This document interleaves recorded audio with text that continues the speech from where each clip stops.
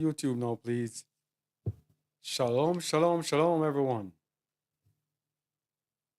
As we attempt to go live on YouTube, we do hope that our feed is not disturbed again today, as has been the norm. Every Shabbat, it seems we're being cut off. Could you check if we are on, please?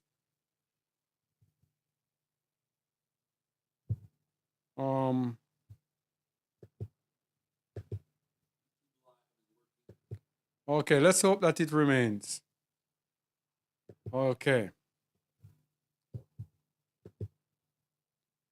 Shalom, family, and welcome once again to Just a Word. This is Kazak Aliyahu, along with the family here.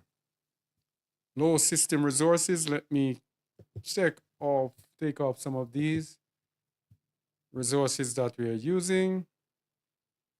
Well, we couldn't take off anything else. Let's take that one off.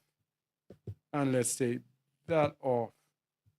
All right, so let's see how it goes. It may affect the audio.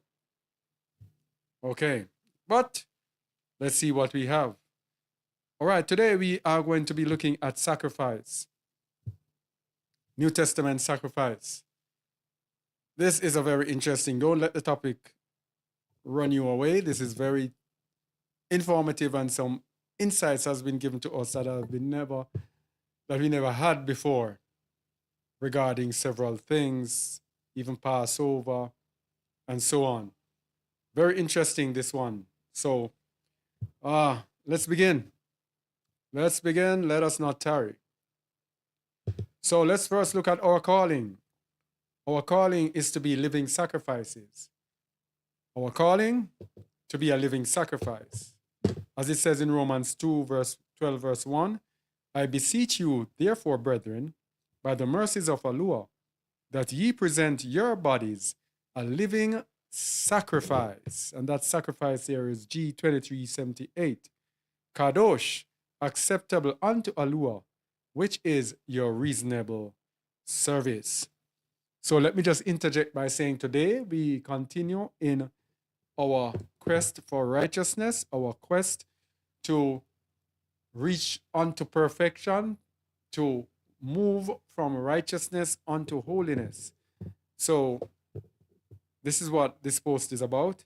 And G2378, sacrifice, comes from the Greek word thusia, which comes from G2380.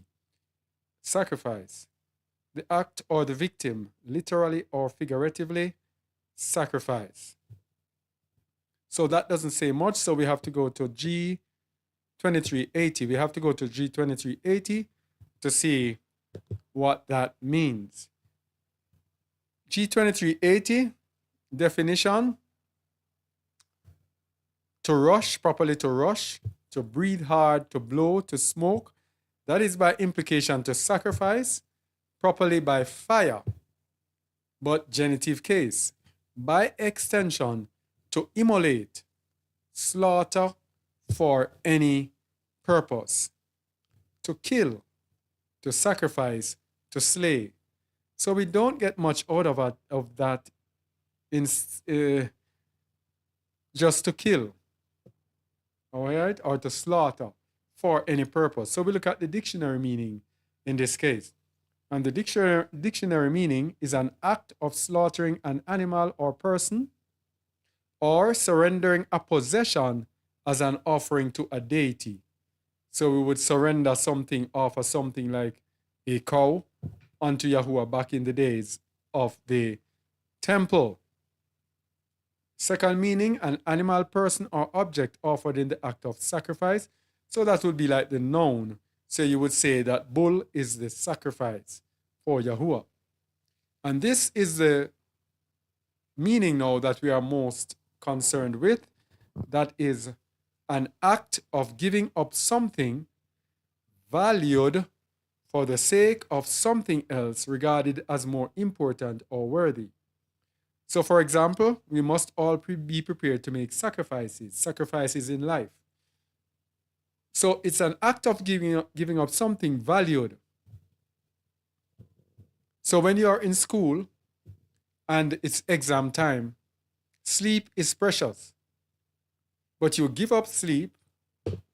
I remember when I was in college, in my final year, having wasted much of my time, not doing much work, not going to many classes, I realized that in order for me to succeed, I had to make a sacrifice.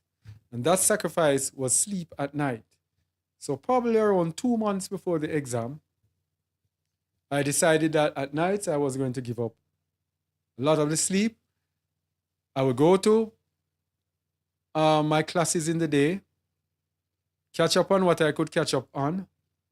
And then in the nights, I would go to bed early and take a couple hours and then get up and then run it throughout the night, studying.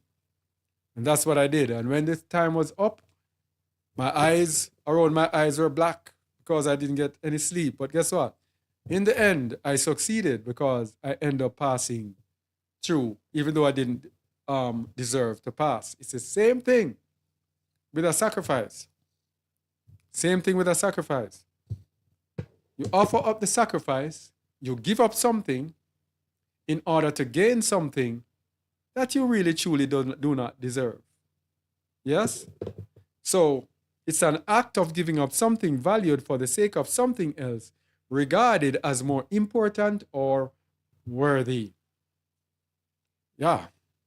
That's the meaning we're going to focus on today. Now, we're going to go on to Romans 12, verse 2, because being living sacrifices ensures that we are not conformed to the world. So, Romans 12, verse 1 tells us that we are living sacrifices. But Revelation 12, verse 2 tells us why we have to be living sacrifices. Let me see if I can get this thing on. Okay. And it tells us, and be not conformed to this world.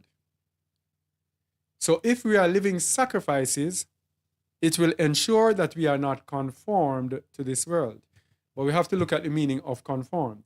But be ye transformed by the renewing of your mind, that ye may prove what is that good and acceptable and perfect will of Allure. And the meaning of conformed there is the Greek word suskematizo, to fashion alike. That is, conform to the same pattern.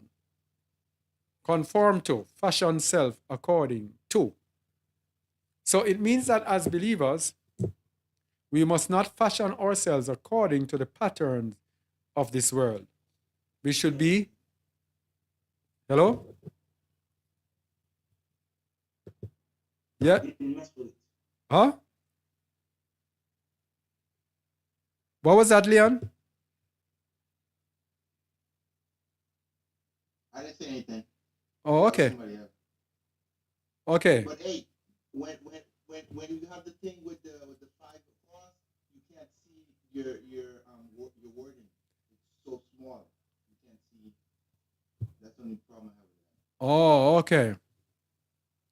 Okay, when the illustration is on the screen.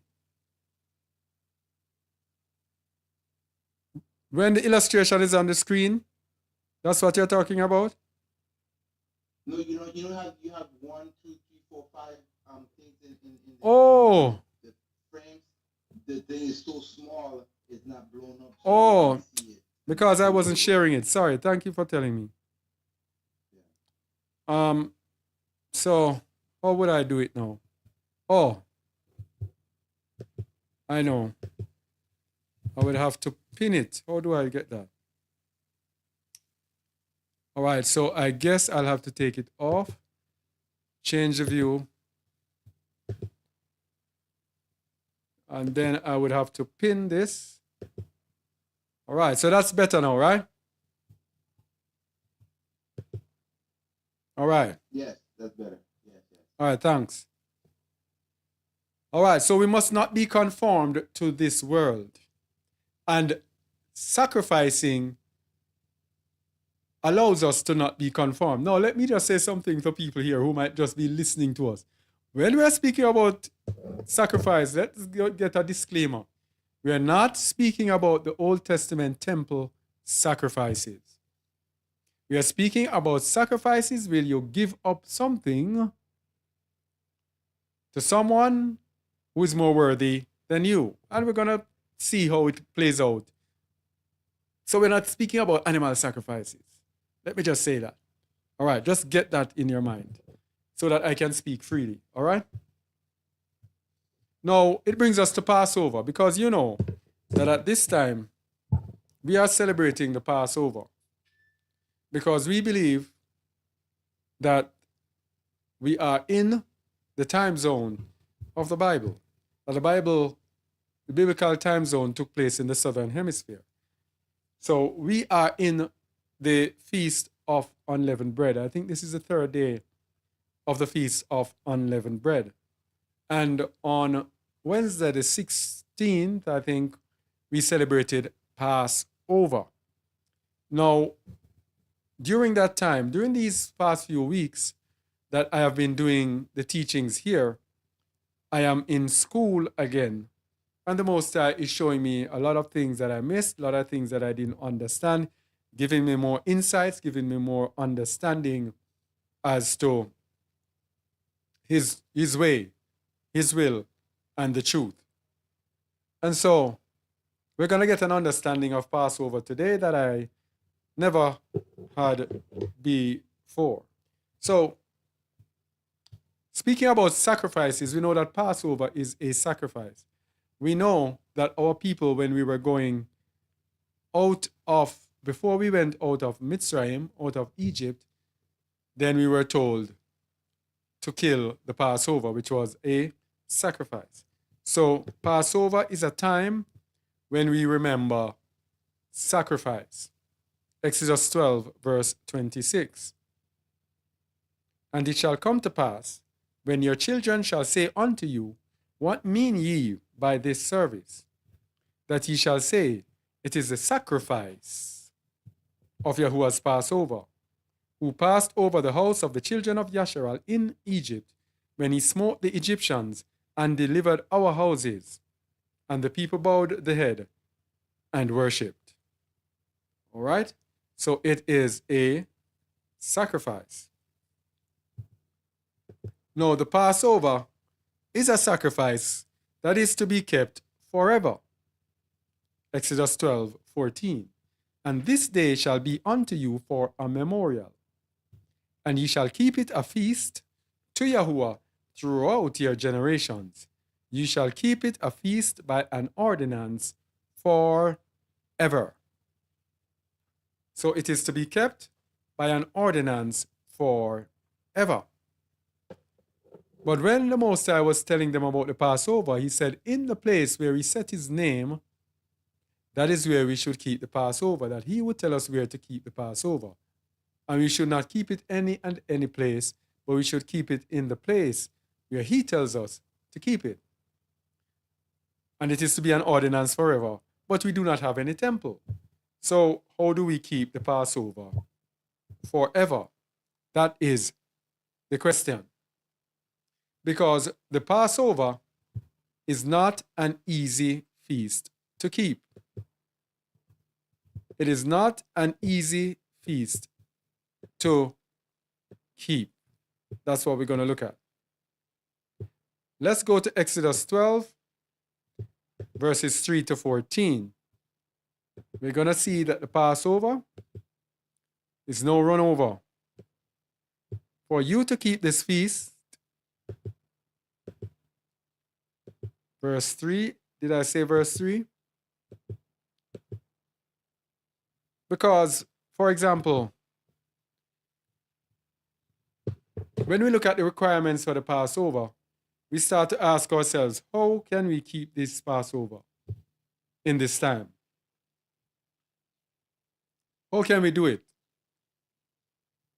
We're going to look at the different things, and then I'm going to comment on how difficult each one of these phases actually are.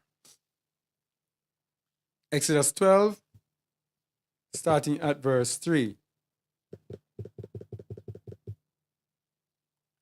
All right. Speak ye unto all the congregation of Yasharal, saying, In the 10th day of this month they shall take to them every man a lamb, according to the house of their fathers, a lamb for an house. And if the household be too little for the lamb, let him and his neighbor next unto his house take it according to the number of the souls. Every man according to his eating shall make your count for the lamb. First of all, most of us don't even have neighbors to share a lamb with. And it is saying that we should take our lamb from the 10th. So we should have this lamb from the 10th waiting for the Passover. One lamb for a house. Your lamb shall be without blemish, a male of the first year. Ye shall take it out from the sheep or from the goats. Now, take it out assumes that we are involved in farming. It assumes that we are rearing lambs or goats. Another thing, battery coming. Another thing is that it should be without blemish. Without blemish means it is perfect, it is spotless, it is without any sickness, nothing like that.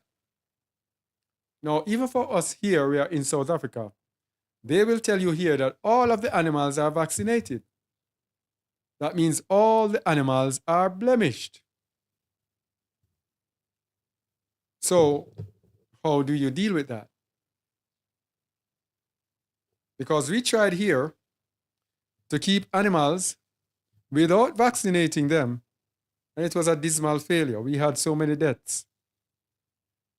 It was a shame. Sometimes one died today, the other one died tomorrow.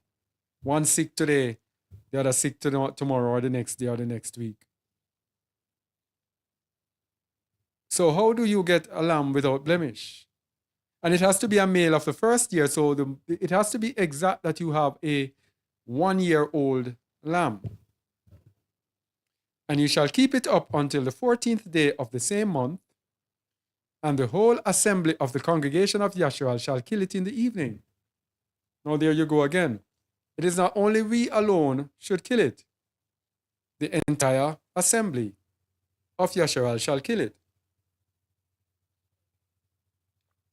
So this is a mass killing. And they shall take of the blood and strike it on the 2 side posts and on the upper doorposts of the houses, wherein they shall eat it. So the striking of blood now, that's another thing. Blood on the side of the posts. Is that necessary for us today? And they shall eat the flesh in that night, roast with fire and unleavened bread, and with bitter herbs they shall eat it. Eat not of it raw, nor sodden at all with water, but roast with fire, his head with his legs, and with the purtenance thereof. And he shall let nothing of it remain until the morning, and that which remaineth of it until the morning ye shall burn with fire. And thus shall ye eat it, with your loins girded, your shoes on your feet, and your staff in your hand, and ye shall eat it in haste. It is Yahuwah's Passover. For I will pass through the land of Mitzrayim this night, and will smite all the firstborn in the land of Mitzrayim, both man and beast, and against all the Elohim of Egypt I will execute judgment. I am Yahuwah. And the blood shall be to you for a token upon the house where ye are. And when I see the blood, I will pass over you, and the plague shall not be upon you to destroy you when I smite the land of Mitzrayim. Now, we are going now into the physical manifestation of a spiritual thing. Because the blood of our Passover is Yahushua HaMashiach. It is his blood that atones for our sin. Let's go to 1 John 2, 1-2. Yahushua's blood atones for our sins. So we do not need the blood of bulls and goats at this time. 1 John 2, 1. My little children, these things write I unto you that ye sin not. And if any man sin, we have an advocate with the Father, Yahushua HaMashiach the righteous. And he is the propitiation for our sins, and not for our sins only, but also for the sins of the whole world. So we have less than 10 minutes to go. If we fall off of Zoom, then we will rejoin quickly until we can sort out this Zoom problem, all right? So he's a propitiation. And what does propitiation there mean? Propitiation there means hilasmos, which means atonement. He is the atonement for our sin. That is concretely expiator or expiator. So he's the expiator. So he's the atonement for our sins.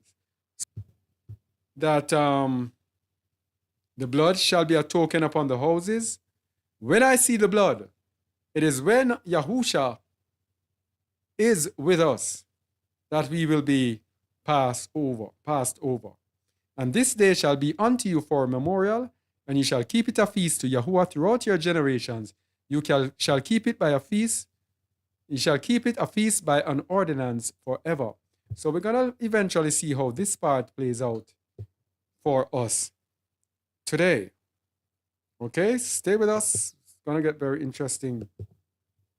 Yeah. Now, speaking of sacrifices. Oh.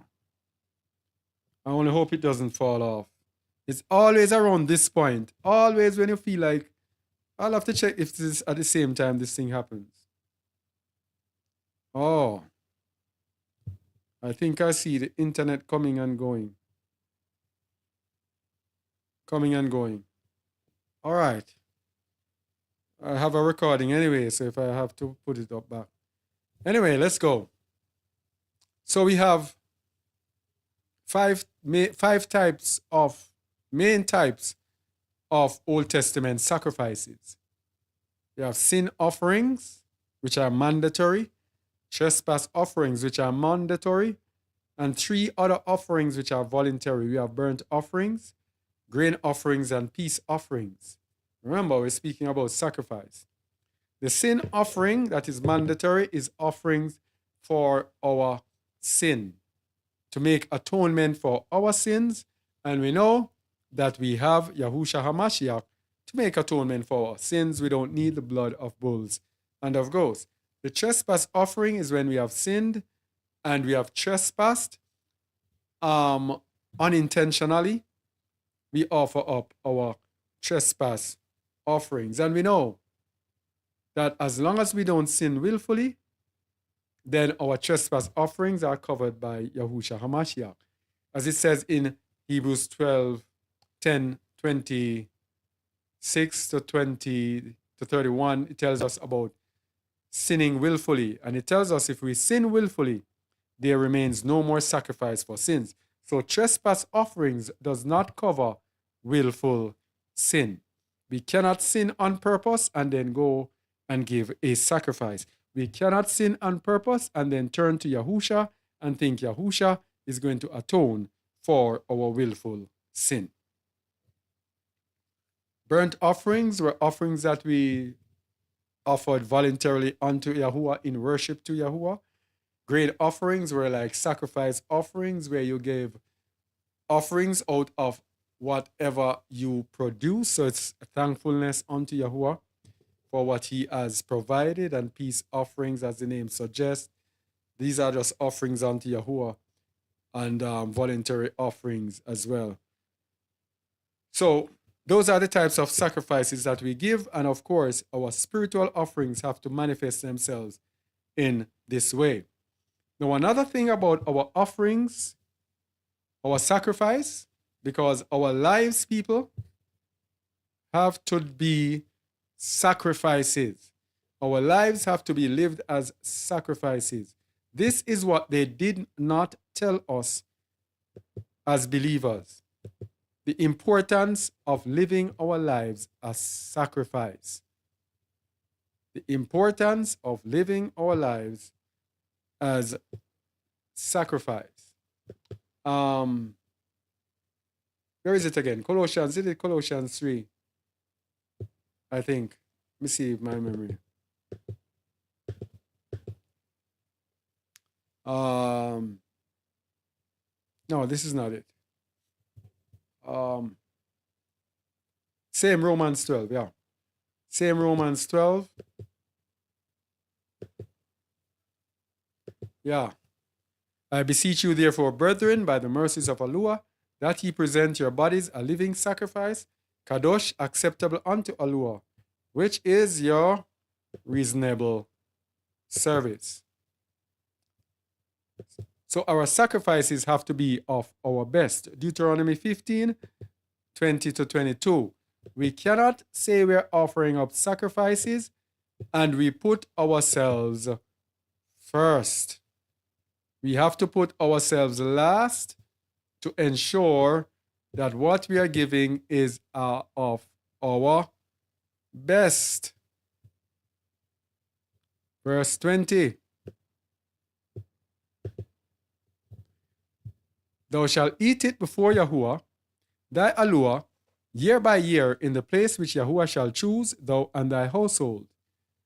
And if there be any blemish therein, as if it be lame or blind or have any blemish, thou shalt not sacrifice it unto Yahuwah, thy Allah. Thou shalt eat it within thy gates, the unclean and the clean person shall eat it alike, as the roebuck and as the hart. So this sacrifice was a tithe. Notice, we are going to eat of this tithe. But the Most High said, you must not eat it with blemish. We are the ones who are going to eat it, but he says, don't eat it with blemish. Why is that? And because we're offering it unto him. Nothing must be offered up to him or to anyone else that has a blemish. If we're giving anyone anything, we have to make sure we give of our best. Malachi 1, verse 8. Malachi 1, verse 8.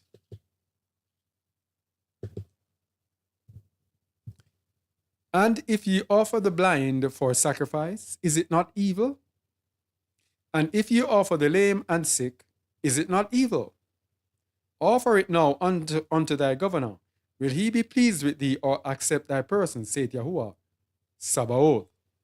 So if you offer someone in authority, in rulership as a man, they will not accept it. So how can I now come and offer it unto Allah? It is the same thing. How can I offer my neighbor, brother, my sister, something that is blemished?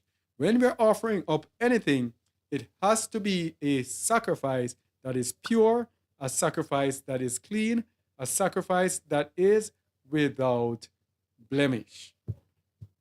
Very important.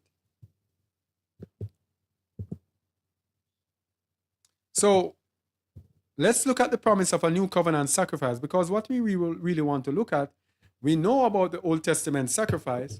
We know how the Most High instructed us, our forefathers rather, how he instructed them how they should present their sacrifice. This is going to go off Zoom. It is on the back of my mind 1 minute to go, so I cannot concentrate, but we will see what we will see. All right? So we want to concentrate on the new covenant sacrifice because our sacrifice is to be forever. Our lives as believers, I remember being in religion. When I was brought into Christianity, I was not told about these things, about, being a sacrifice or giving up sacrifice or living a life of sacrifice. It was more centered on myself. It was more centered on what Jesus will do for me, of what God would do for me, rather than what I can do for others. Forgetting that the word says it is better to give than to receive. So the focus of most of us have been along that line from ever since. Let me change this Zoom thing.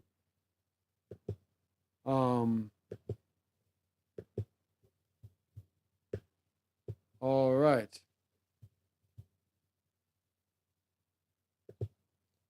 All right, so let's get back on Zoom.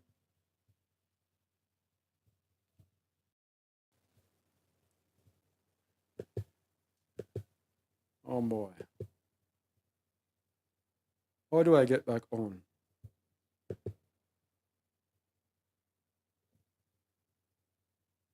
All right, so for those who are on YouTube, we are, oh boy. We are here with our makeshift Zoom. We hope to fix it afterwards. This is how it is. Mic check. Mic check. All right. Oh, admit all. Let me now get this thing. All right. Get rid of the waiting room. All right. So everyone should be good. All right, so let me continue where we were. So we have to look at the promise of a new covenant sacrifice. This we have to understand because we are in the new covenant. And don't let anyone come fool you. We are in the new covenant. We have done several videos and teachings on our website. We are in the new covenant. And we are going to see the Messiah say something later on that reinforces what we have been saying. And I did not even remember seeing that Hamashiach said that the new covenant has two parts to it. It has to be renewed. So we are in the first part of the covenant, and we will see if we will endure to the end to be brought into the bond of the covenant. So we have to know now the sacrifices that are in the New Testament. So let's look at the promise of a new covenant or a New Testament sacrifice. So let's go to Isaiah 42, verse 21.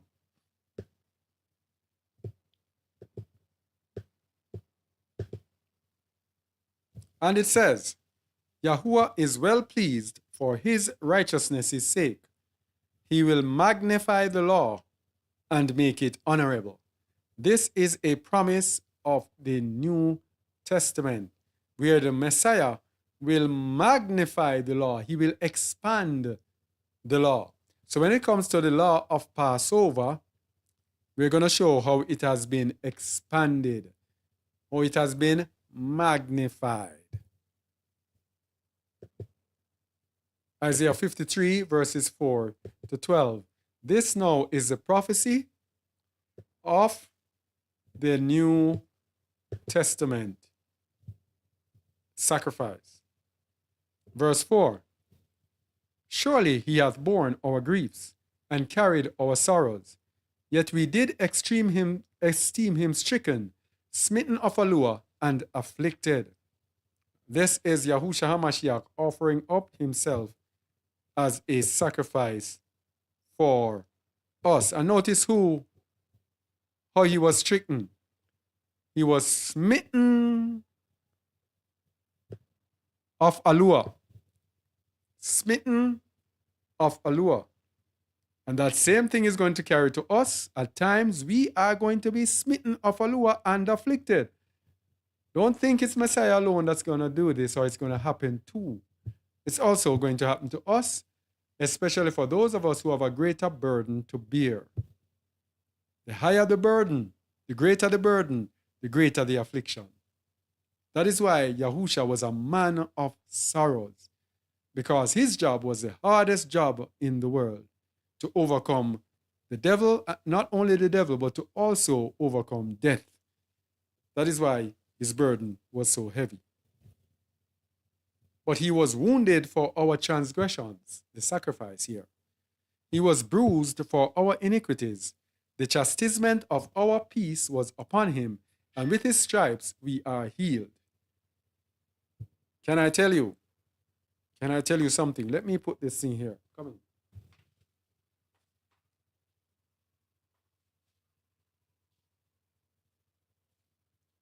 Can I tell you something? That is the same thing for us today, especially as leaders. We will be smitten more than those who we are leading. Same principle with Yahusha.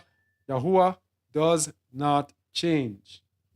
Just as how Hamashiach was afflicted for us, those who are leaders over his people will be afflicted for his people.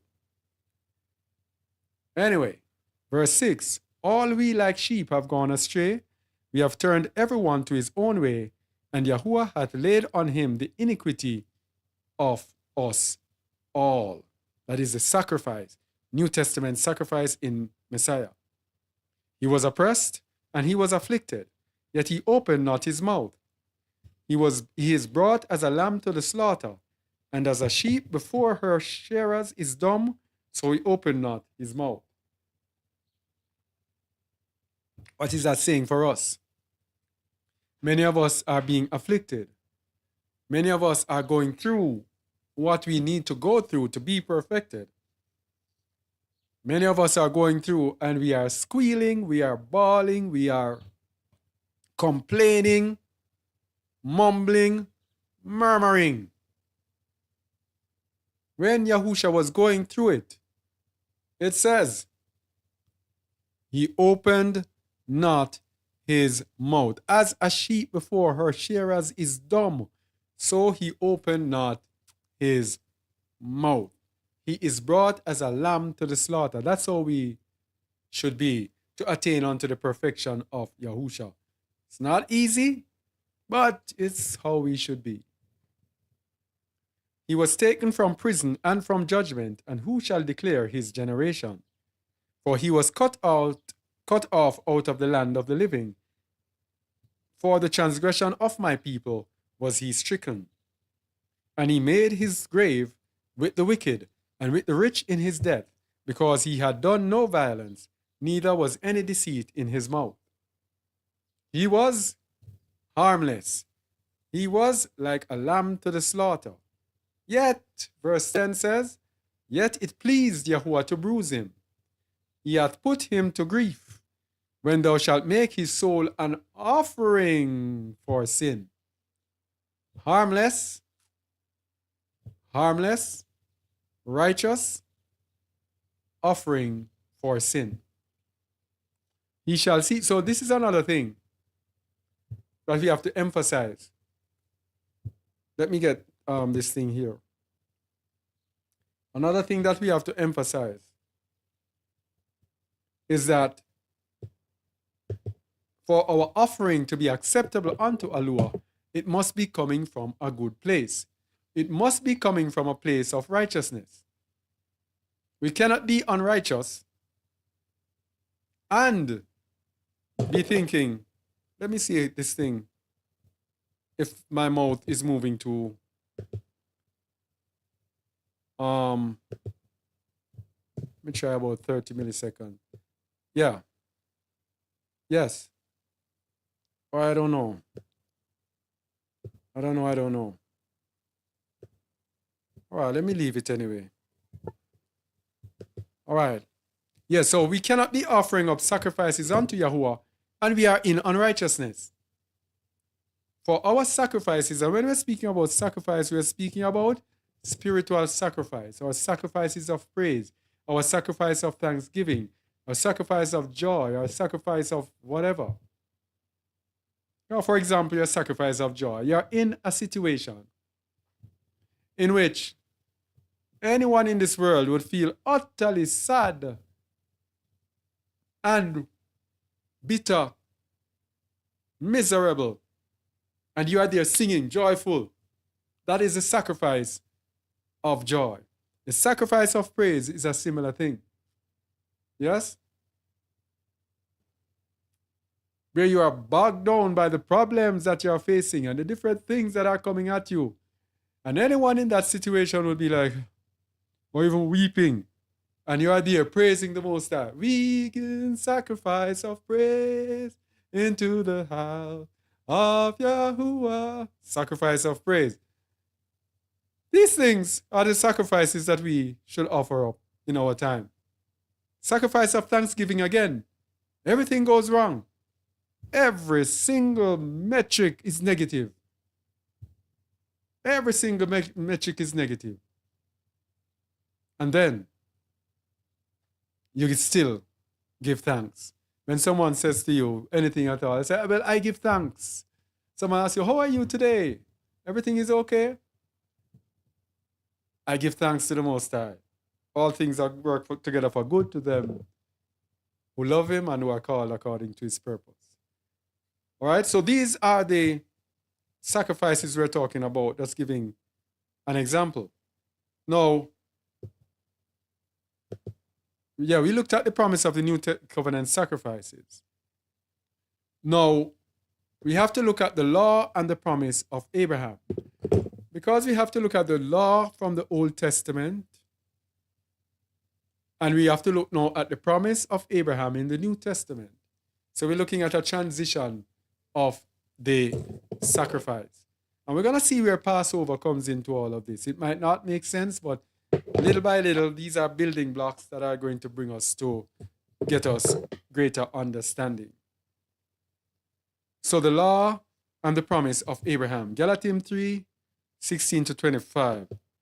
Galatians 3, 16 to 25.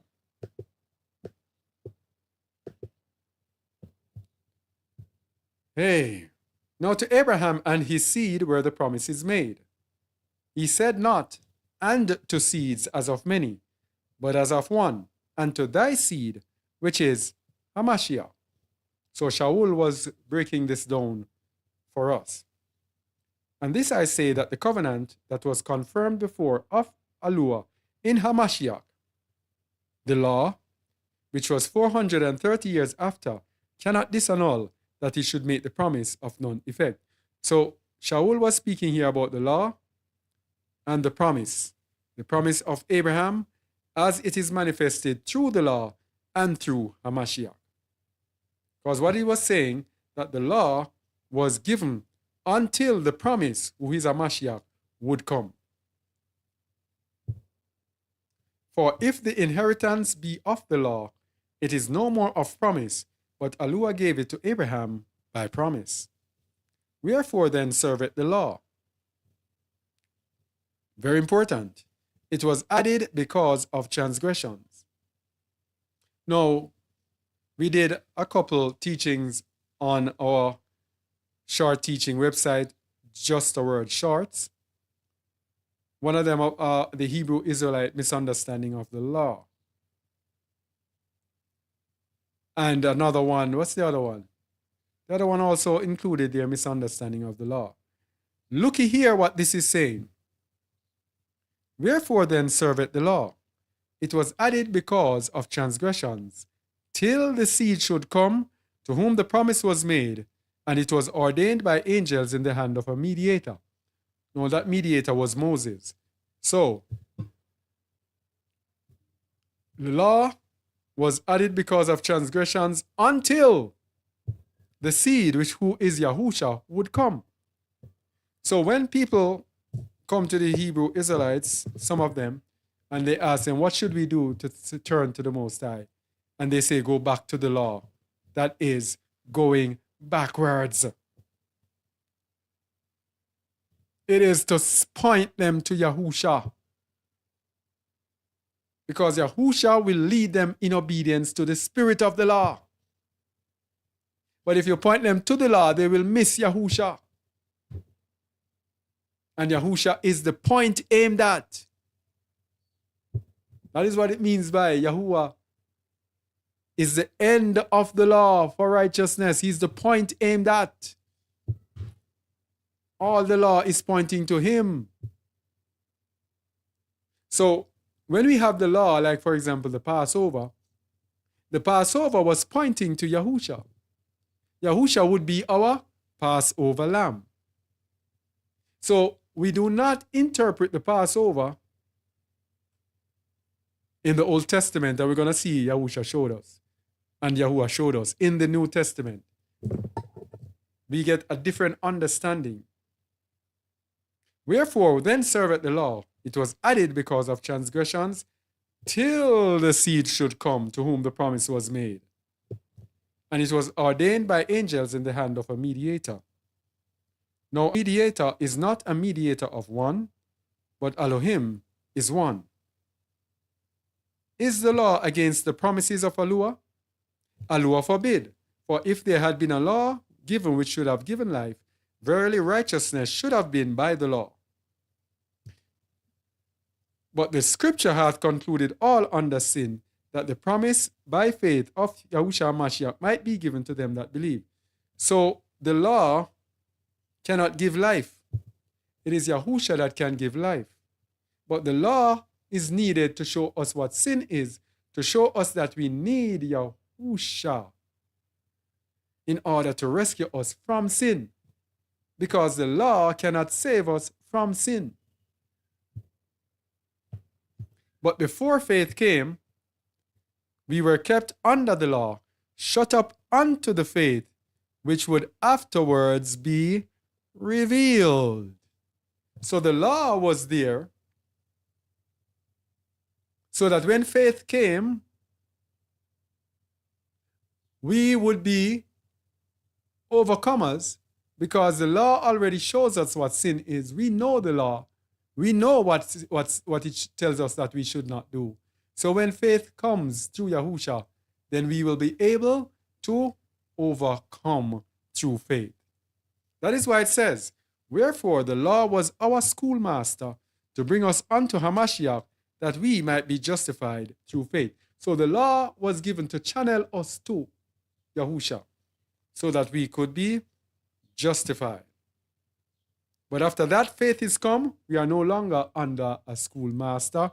So when we are under Yahusha, we walk in the liberty of Yahusha, walking in the spirit of the law.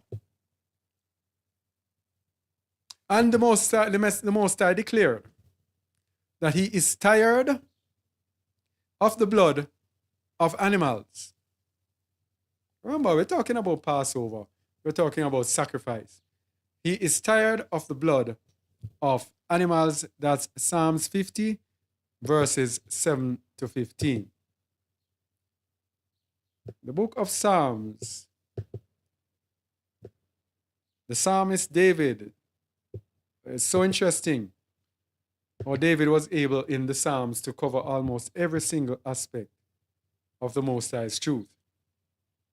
Hear, O my people, and I will speak, O Yasharal, and I will testify against thee.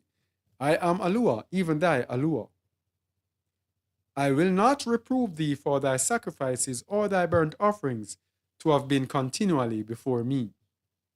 So he's saying, I'm not going to be angry with you if your burnt offerings and your sacrifices are not continually before me. If you do not continually offer them, I am not going to be angry with you. Verse 9, I will take no bullock out of thy house, nor he-goats out of thy folds. For every beast of the forest is mine, and the cattle upon 1,000 hills. I know all the fowls of the mountains, and the wild beasts of the field are mine. Where should I go? To verse 15. If I were hungry, I would not tell thee, for the world is mine, and the fullness thereof. Will I eat the flesh of bulls, or drink the blood of goats? Offer unto Alua thanksgiving. Here we go. Spiritual sacrifice. In other words, you don't have to kill any animals for me. Eh? Offer unto Alua thanksgiving, and pay thy vows unto the Most High. And call upon me in the day of trouble. I will deliver thee, and thou shalt exalt me. So you see, even the Passover, even when we kill on the Passover, we say it's not a sacrifice, etc. But the Most High said the blood, etc. Those things are not pleasing unto him, he says, offer unto Allah thanksgiving and pay thy vows. Pay thy vows, meaning when you make a promise to do something, you do it. Focus on that and not on the physical sacrifice.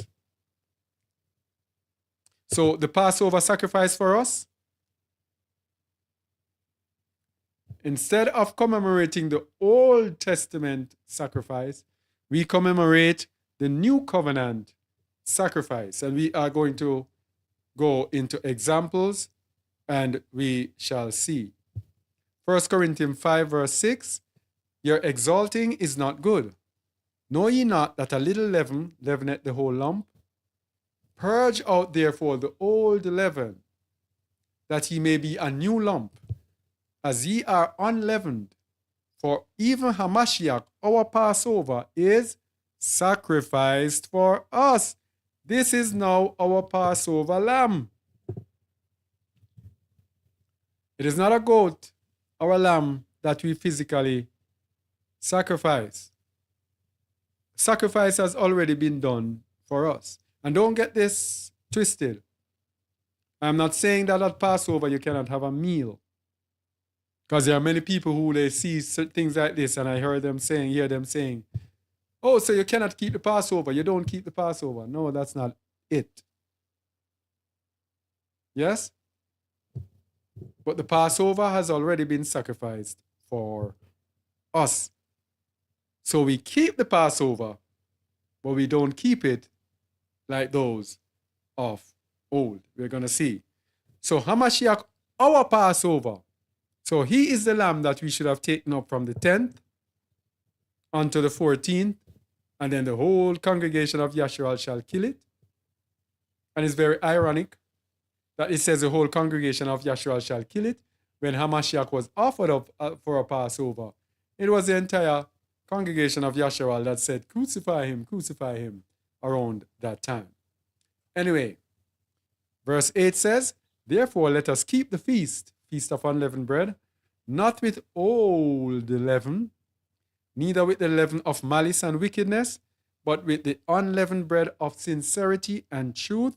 So it is not the physical killing of animals, everything that's important. What is important is the condition of our ruach. How are we? Are we in sincerity and truth? Or are we in malice and wickedness? The Most High is more interested in what we become, what we are transformed to, who we are, rather than what we do. Let me say it again. He is more interested in what you change to be, the better person you are transformed to be, rather than the rituals that you keep, rather than the things that you do. Because the things that he gave them under Torah, in the under the law, were given until Hamashiach should come. So what you do now with the law written in your heart is that you examine the Torah to see the spiritual manifestation of the things that were given in the law. That is how you walk out the law in the Ruach. Yes? So that is why, for example, Hamashiach is our Passover lamb. He was given as an atonement for our sin. That Passover lamb was given as an atonement for the children of Yashua, for the death angel to pass over them, etc., and to commemorate that. Okay? But we now look at the spiritual significance, and we celebrate it through the spiritual manifestation. Because many of us, we know that we should keep the commandments of Allah and the emunah of Yahusha. We are not sure as to how to actually walk out the Torah in the spirit. Yeah? We're going to see. So, Yahuwah also hates our fleshly worship. He hates our sacrifices, and he hates our worship when it is fleshly. Amos 5:21 to 24. He hates our fleshly worship. Are we still on YouTube? And that would be a cause for celebration. Yes, YouTube is still running. Oh, good. Amos 5:21. I despise your feast days, and I will not smell in your solemn assemblies. Though ye offer me burnt offerings and your meat offerings, I will not accept them. Neither will I regard the peace offerings of your fat beasts. Take thou away from me the noise of thy songs, for I will not hear the melody of thy viols. But let judgment run down as waters, and righteousness a mighty stream. There we go again. The Most High is not interested in our sacrifice. He was prophesying through Amos that in the end, it is the Ruach that is going to matter. Let judgment run down as water and righteousness as a mighty stream. These are spiritual things. This is the state of us as humans, as children of the Most High, as believers, as saints. That is what is important. Walking in the righteousness. That is why when Hamashiach was here, the Pharisees and the scribes and the Sadducees asked Yahusha, why don't your disciples fast? Yes? He says the bridegroom is with them, so how shall they fast? When he has left, then they shall fast. So it is the state of our spiritual being that is what is important. Okay? Go to 24, it says, oh yeah, let judgment go down as the rain. So our Passover lamb magnify the law of the Passover for the new covenant, new testament. All right. How is that going? Oh yeah. So our Passover lamb, Luke 22:14-20. Luke 22:14-20.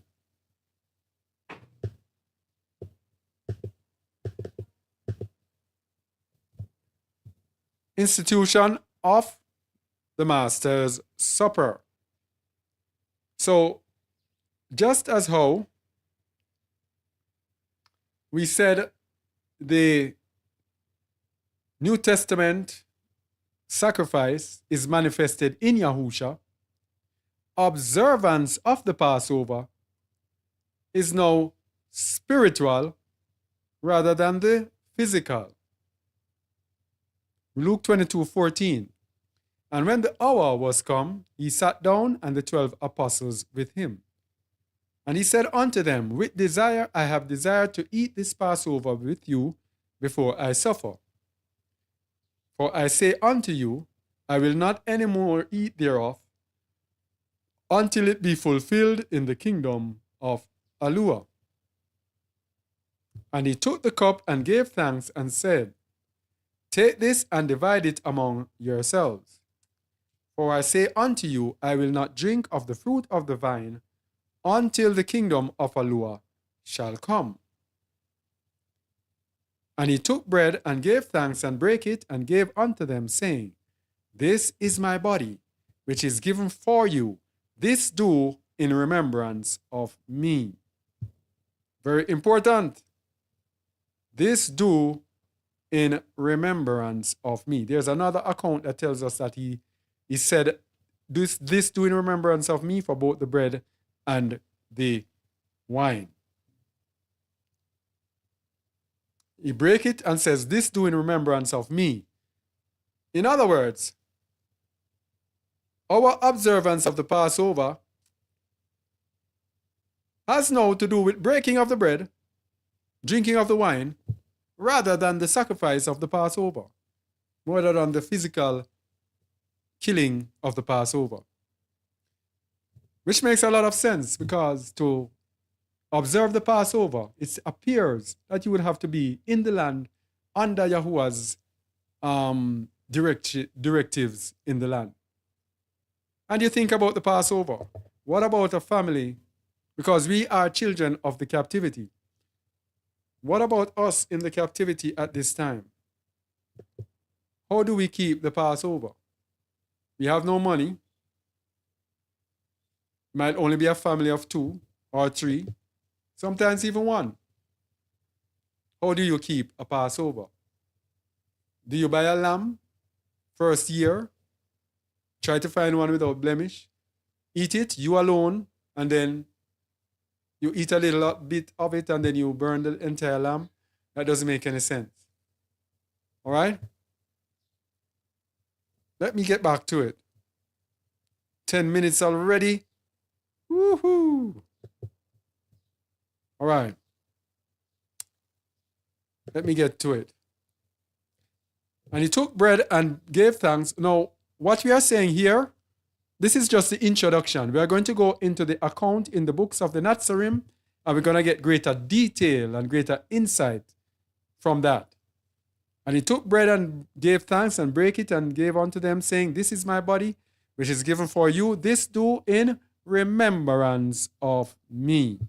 Likewise also the cup after supper, saying, This cup is the New Testament in my blood, which is shed for you.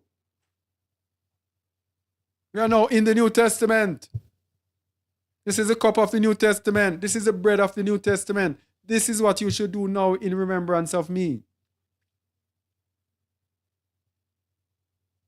All right, so where do we go next now? Yeah, verse 20. Did we go to 20? Yeah.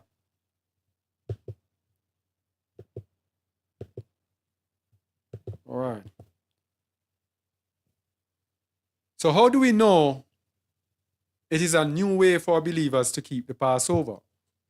The Apostle Shaul tells us in 1 Corinthians 11, verses 18 to 34. I never examined this before so closely. And I never realized that this was actually telling us how the New Covenant believers actually kept the Passover. We're going to read the English Standard Version, which makes it easier for us to understand. 1 Corinthians 11, verse 18. Let's look at it very carefully. 1 Corinthians 11,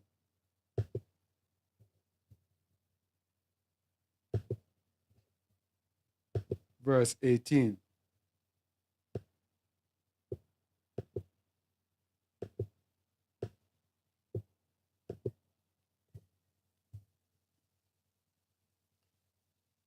Let me start at 17. Now in this that I declare unto you, I praise you not, that ye come together not for the better, but for the worst. Now let me go to English Standard Version. But in the following instructions I do not commend you, because when you come together, it is not for the better, but for the worst. So when we come together at the Passover, it should be for the better. But he's telling them here, when they come together, it's not for the better, it's for the worst because of what they are doing. For in the first place, when you come together as an assembly, I hear that there are divisions among you, and I believe it in part. For there must be factions among you in order that those who are genuine among you may be recognized.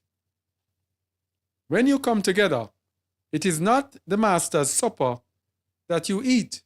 The Master's Supper was instituted on the Passover. The Passover meal should be the Master's Supper. And we're going to see it. For in eating, each one goes ahead with his own meal. One goes hungry, another gets drunk. What Shaul was speaking about, things were out of hand with the Corinthians. When you eat the Master's Supper, everyone is supposed to be present. Everyone is supposed to be commemorating Yahusha. What they were doing, they just came together, they ate their food, and they didn't care about anybody else. Who had a lot of drink to drink, wine to drink, they drank, they got drunk. That's what he's telling them. For in eating, one goes ahead with his own meal. One goes hungry, another gets drunk. So some people who don't have it, the poor, they come, they don't have anything to eat. One goes hungry. One goes hungry. It shows you, remember, before Yahusha ate the Passover, their bellies would have been full because they would have eaten the Passover before. I remember eating the Passover, so much food, the belly was full. If people are hungry, that means that there is not enough to go around, which means there was actually no Passover lamb. Look at it. We're going to go further. What? Do you not have houses to eat and drink in?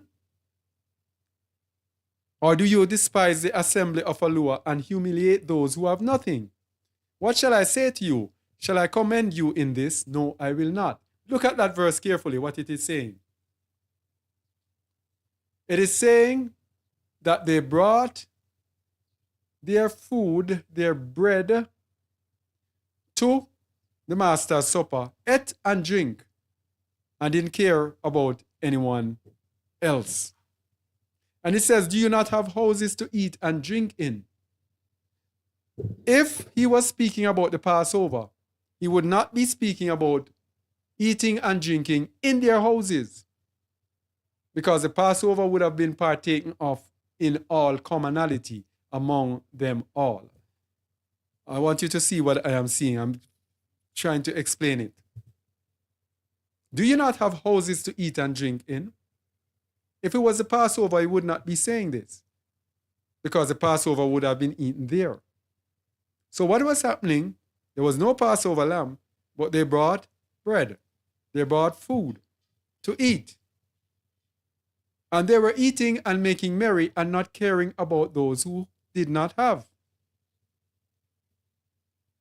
For I received from the Master what I also delivered to you, that the Master Yahusha on the night when he was betrayed took bread. And when he had given thanks, he broke it and said, this is my body, which is for you. Do this in remembrance of me. This is the commemoration. This is what Shaul is emphasizing. Take the bread, break it in remembrance of him. You want to eat, you eat from your home. You come there to eat the Master's Supper. And what is the Master's Supper? To break bread and to drink wine to commemorate him. In the same way also, he took the cup after supper, saying, this cup is the new covenant in my blood. Do this as often as you drink it in remembrance of me. It is the new covenant, not the old. The old Passover, slaughtering of the lamb, that was the old covenant. The New Testament now is the bread and the blood that we break and we drink in remembrance of him. So the Passover is not as hard a feast as we thought. No, from my experience, every year coming up, it has been a great frustration with the Passover, a great preparation, and a lot of people calculating a lot of things. So and I have to be answering questions. According to the Old Covenant, this is a New Testament. Do this as often as you drink it in remembrance of me. As often as you drink the wine, every year at Passover, you do it in remembrance of him. For as often as you eat this bread and drink the cup, you proclaim the Master's death until he comes. You commemorate his death until he is to return. You commemorate his death until he is to return. That's what the bread and the wine is about. That is what Passover is about for us today. Whoever therefore eats the bread or drinks the cup of the Master in an unworthy manner will be guilty concerning the body and blood of the Master. Now this is the similitude to Passover. To Passover, everyone had to be clean. It says, if you want to eat of it, you have to be circumcised. If a stranger wants to eat of it, they have to be circumcised. You have to be clean for the Passover. It's the same thing. You have to be clean before you partake of the bread and the wine, the Master's Passover. Let a person examine himself, and so eat of the bread and drink of the cup. For anyone who eats and drinks without discerning the body eats and drinks judgment on himself. It's the same thing. People had to be cleansed before they ate the Passover. That same thing is now manifested in Yahushua HaMashiach. All right, let's get back on.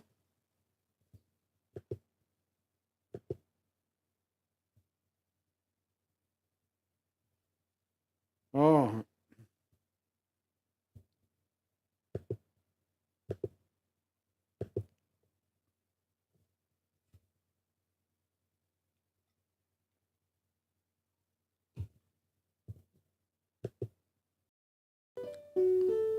Mic check 1 2. Mic check 1 2.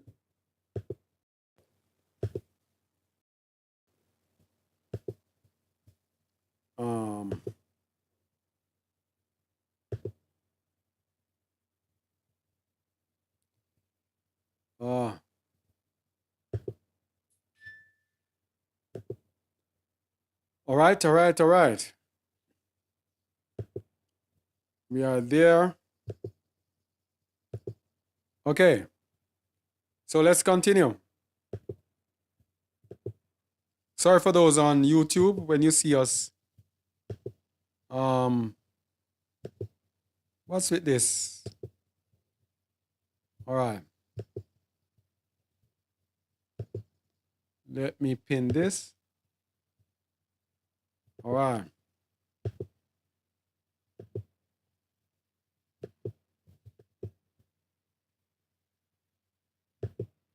I want this thing, come on. And all right. So where are we now? For anyone who eats and drinks without discerning the body eats and drinks judgment on himself. That is why many of you are weak and ill, and some have died. So we have to make sure that when we are eating the Passover, dealing with the Passover, that we pray, we cleanse, we repent, remove every single thing that might not be right from among us. Yeah? But if we judged ourselves, we would not be judged. But when we are judged by the Master, we are disciplined so that we may not be condemned along with the world. When we are judged by Yahuwah. So then, my brothers, when you come together to eat, wait for one another. That's what it's talking about. If anyone is hungry, let him eat at home. Because there will not be a Passover that will be killed, and people will be having a feast of the Passover. This is the New Testament Passover in Yahusha. These are what are important clues. If anyone is hungry, let him eat at home, so that when you come together, it will not be for judgment. About the other things, I will give directions when I come. Okay? Only hope that makes sense. So let's go to the account in the books of the Nazarene, and we can get more insights from it. Chapter 19, verses, this is page 182. Chapter 19, verse 21, was it? Let's look at the account in the books of the Nazarene. Very nice account. Then he took the cup before him and drank, saying, Blood is the life of men. While this is the life of the grape, sacrificed for men. So it is a fitting and worthy symbol of he who offers his life for men.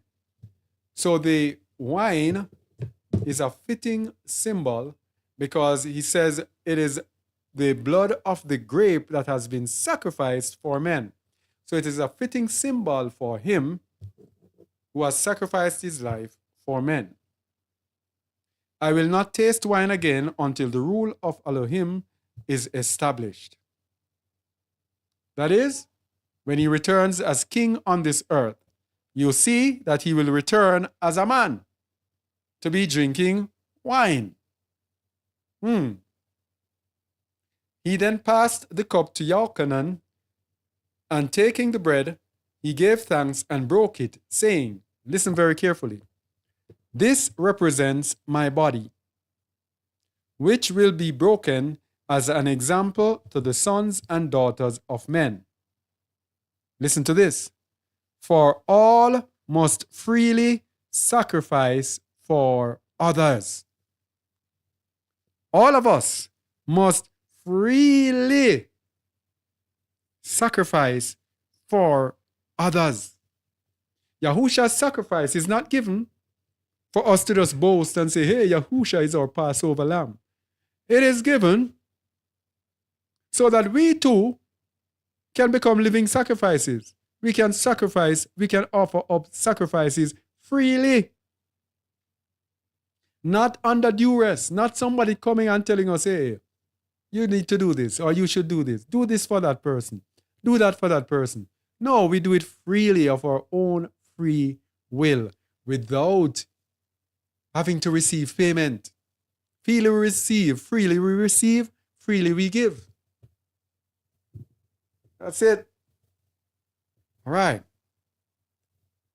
For all must sacrifice for others. We're going to look at that. As you eat of the bread, which is sacrifice. So the bread represents sacrifice. So when you say the bread is sacrifice, it is actually telling us that the bread is like the lamb. You break it, you kill the lamb.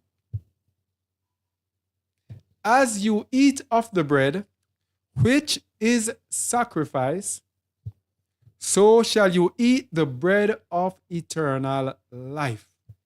New covenant stuff here for us, people. New covenant stuff. Now hear this very carefully. Listen to this.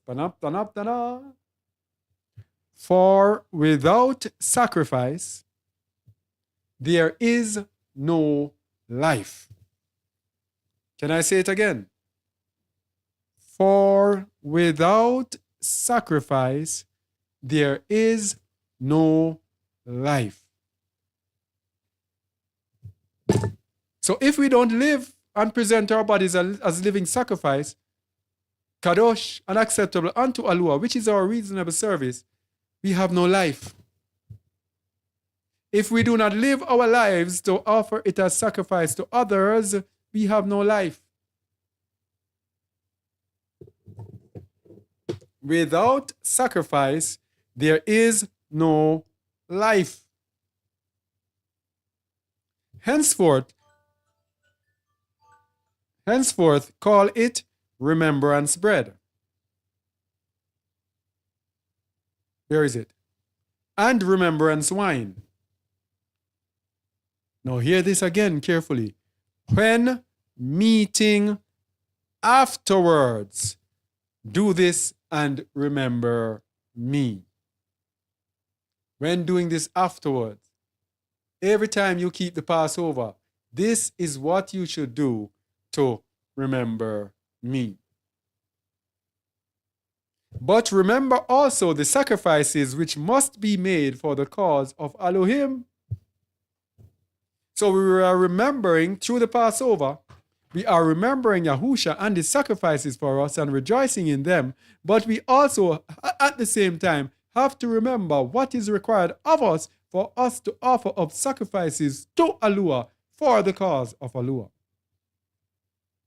We have to remember that we are servants. We have to remember that we are prisoners of Yahushua HaMashiach. We have to remember that we are doulos, slaves of Yahuwah. And remember that we have to offer up sacrifices for the cause of Elohim. Okay? So we looked at this already. As you eat of the bread, which is sacrifice, so shall you eat the bread of eternal life. So how do we eat the bread? How do we eat the bread? And we're going to bring in the Bible, matching it up with this now. How do we eat of the bread? All must freely sacrifice for others. That's what the Bible tells us. But it's scattered all over. Matthew 16:24. Then said Yahushua unto his disciples, if any man will come after me, let him deny himself and take up his stake and follow me. For whosoever will save his life shall lose it, and whosoever will lose his life for my sake shall find it. For what is a man profited if he shall gain the whole world and lose his own soul? Or what shall a man gain in exchange for his soul? This is how you freely sacrifice. You deny yourself. So in every single situation, what are you doing? You are looking out to see how you can please others, how you can do something for others, how you can make a sacrifice for others, ignoring your very own self. What is the tendency of man? The tendency of man is to be always to be looking out for our own little space, our own little benefit, our own little comfort, our calling is to be looking out for others above ourselves. All right? More examples, Philippians 2:2-11. More examples. Philippians 2:2-11. Only hope this is making sense. Only hope it's coming together for you. Let me go back to the King James Version. Fulfill my joy, that ye be like-minded, having the same love, being of one accord, of one mind. This is where sacrifices bring you. If we are among a group of people and everyone is giving sacrifices, making sacrifices for everyone, to help everyone, then everything would work perfectly because we will then be of one mind. Let nothing be done through strife or vain splendor, but in lowliness of mind, let each esteem other better than themselves. If we esteem everyone better than ourselves, then it will take nothing for us to make sacrifices, spiritual sacrifices, for the benefit of others. Look not every man on his own things, but every man also on the things of others. Let this mind be in you, which was also in Hamashiach. So that is the mind that we should have, the mind that was in Hamashiach. Looking not on our own things, esteeming others above ourselves, so we will live a life of sacrifice. And after this teaching, I challenged our people here that are in this group. I challenged them. Was it on day before yesterday, I think? I challenged them to go out and to just focus on how they can make sacrifices, how they can give up of themselves and offer themselves unto others to make other people's lives better, to put themselves last and to put others first. Because that is not how we are focused in this world. That is not how we are programmed. All right. Who being in the form of Alua, thought it not robbery to be equal with Alua, but made himself of no reputation, and took upon him the form of a servant, and was made in the likeness of men. So he came as an example for us to follow. Made himself of no reputation. He's nobody. Was garbage. And took the form of a servant. And being found in fashion as a man, he humbled himself and became obedient unto death, even the death of the state. So when we are living sacrifices, when we offer up ourselves to be sacrifices, then we will be more tolerant of persecution. Because you'll be just this humble person who just giving up and just go around just serving, just not rejecting the things of yourself. Yeah. Rejecting the things of yourself and focusing on the things of others. So the self will no longer be of importance. The self will be of what? Minor importance. Wherefore, Alua also hath highly exalted him and given him a name which is above every name. So this is how it works with the Most High. His word says, whoever is exalted shall be what? Abased. So when we abase ourselves, the Most High will do what? Exalt us. The opposite. So when we live a life of sacrifice, that is when the Most High will lift us up. Wherefore Alua also hath highly exalted him, and given him a name which is above every name, that at the name of Yahusha every knee should bow, of things in heaven and things in earth and things under the earth, and that every tongue should confess that Yahusha HaMashiach is master, to the splendor of Alua, the Father. Okay, this is a life of sacrifice, the benefit of this life of sacrifice. So, Passover is a time, as we said before, that we also must remember the sacrifices that we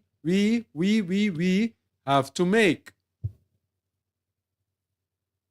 This is one of the meanings of the Passover season. Many of us keep these feasts and we don't look into the spiritual understanding. It is a time when we remember when our people were taken out of Egypt by the Most High. It's also a time when we remember Yahusha's offering. But I am saying to you today, it is a time now when we remember the offerings that we have to give up, the spiritual sacrifices, the sacrifices that we have to make in order to serve Alua. Galatians 5:13. For brethren, ye have been called unto liberty. Only use not liberty for an occasion to the flesh, but by love serve one another. For all the law is fulfilled in one word, even in this, thou shalt love thy neighbor as thyself. And this is how you learn to love your neighbor as yourself. When we start making sacrifices, living our lives as living sacrifice for our neighbors, we will start loving them as ourselves, because the Ruach inside of us is going to reward us with love, joy, peace, whatever, the fruit of the Ruach. Then we are going to feel closer and closer bond to others who we offer unto, and then we will learn truly to love our neighbors as ourselves. But if ye bite and devour one another, take heed that ye be not consumed one of another. So if we're in arguments, bickering among each other, we might end up being consumed. So without sacrifice, there is no life. Remember that from the books of the Nazarene that we just read? Without sacrifice, there is no life. Hebrews 9:11-28 kind of zeroes in on that. Hebrews 9:11.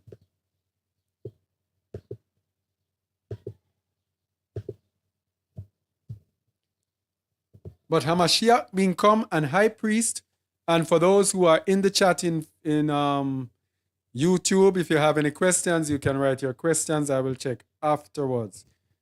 And for those here with us on Zoom, you may write your questions as well. And we'll see if we can answer them afterward. But Hamashiach being come and high priest of good things to come, by a greater and more perfect tabernacle, not made with hands, that is to say, not of this building.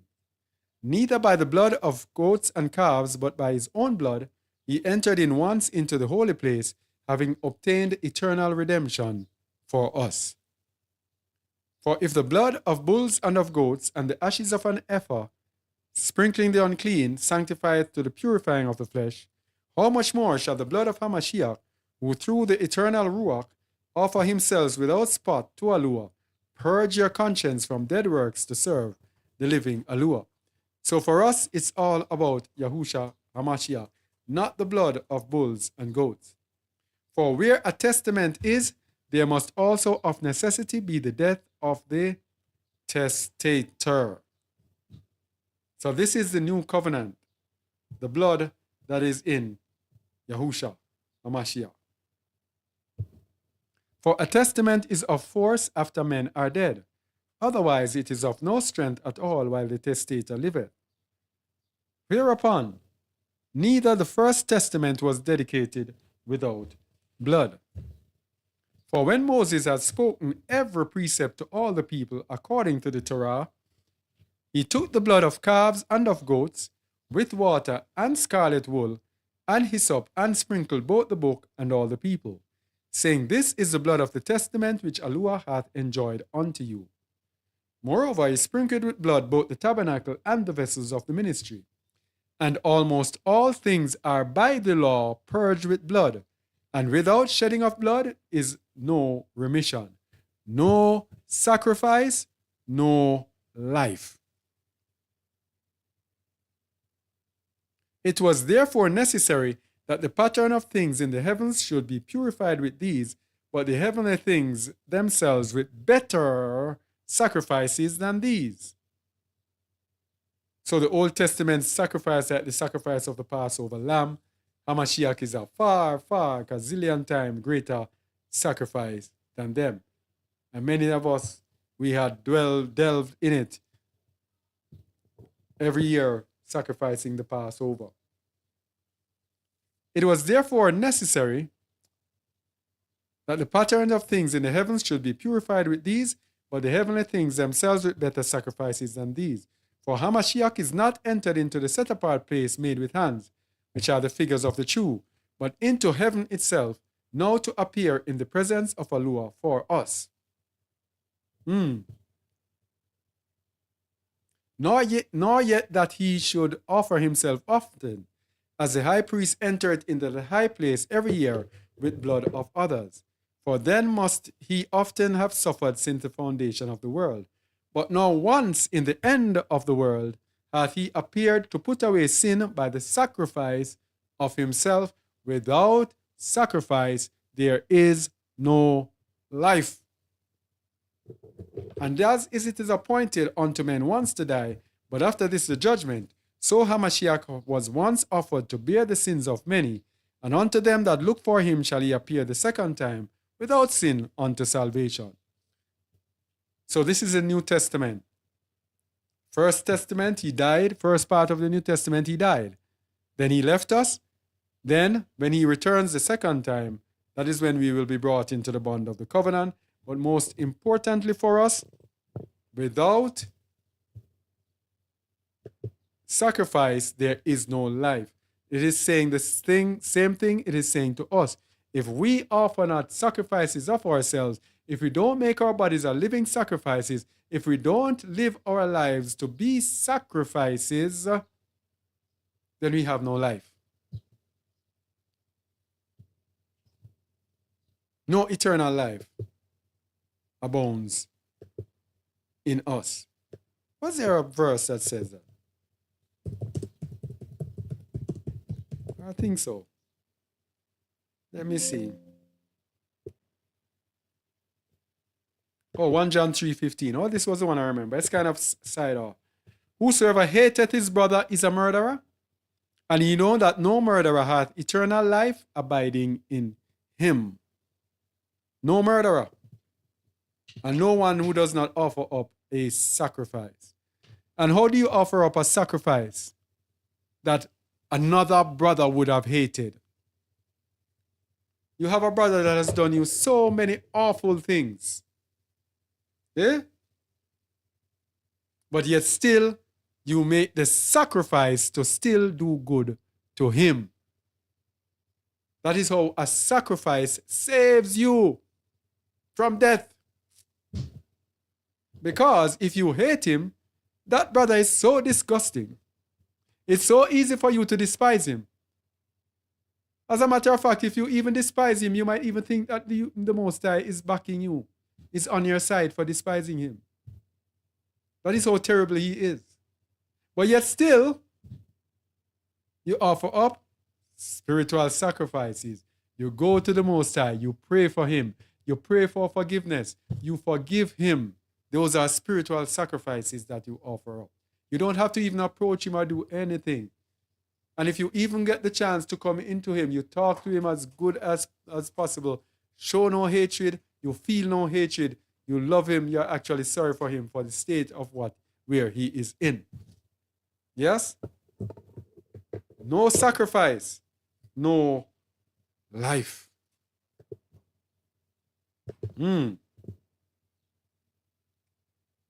So, Hamashiach said, when meeting afterwards, do this and remember me, from the same verse 23 in the books of Nazarene.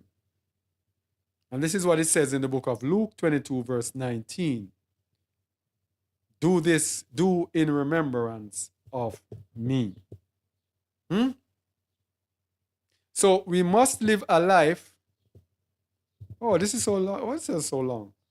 So we must live a life of sacrifice, subordination, and servitude for us to have life. John 13, 4 to 17. John 13. Oh, man. I'm sorry. Let me get this. John 13, 4 to 17. He riseth from supper and laid aside his garments and took a towel and girded himself. After that he poureth water into a basin and began to wash the disciples' feet and to wipe them with the towel wherewith he was girded. So with the sacrifice has to come what? Humility, subordination. After that he poured water into a basin and began to wash his disciples' feet and to wipe them with the towel wherewith he was girded. Then cometh he to Simon Peter, and Peter said unto him, Master, dost thou wash my feet? Yahushua answered and said unto him, What I do thou knowest not. No, but thou shalt know hereafter. Cephas said unto him, Thou shalt never wash my feet. Yahushua answered him, If I wash thee not, thou hast no part with me. Simon Peter said unto him, Master, not my feet only, but also my hands and my head. Yahushua said to him, He that is washed need not save to wash his feet, but is clean everywhere, and ye are clean, but not all. So this was the humility that Yahushua HaMashiach manifested. Let's go down to verse 11. For he knew who would betray him. Therefore he said, Ye are not all clean.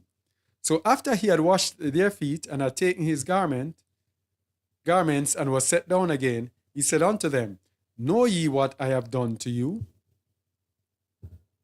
This is a sacrifice here, people. Humility, subjection. So ye call me master and Adonai, and ye say, Well, for so I am. If I then, your Adonai and master, or teacher, have washed your feet, ye also ought to wash one another's feet. For I have given you an example that ye should do as I have done to you. This is an example of humility, people. Subjection, humility. Verily I say unto you, the servant is not greater than his master, neither that he that is sent greater than he that sent him.